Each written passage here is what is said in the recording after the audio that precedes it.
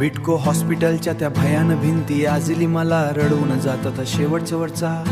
तुझा शेवटचा आवाज ऐकायला हे कान अजूनही असुसतात. पांग फेडायचे होते काही पण नियतीने दूर केलं. जवळ होतीस माझ्या तरीही दैवाने दूर नेले. लोक म्हणाले वेळ जाईल दुःख सगळं कमी होईल, पण आई गेल्यावर सांग ना ते क्षण कसं जिवंत होईल.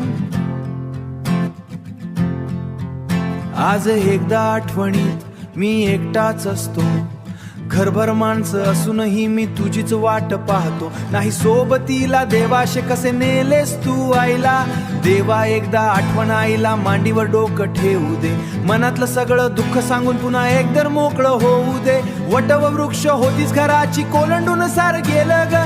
दारच तुटून पडलं घराचं सारच पारख झालं ग. एक होती पाखरे सार सर्वच उडून गेलं ग. ये ना पुन्हा आई तू सार नीट होईल ग. किती रे पान उलटले कॅलेंडरची आज.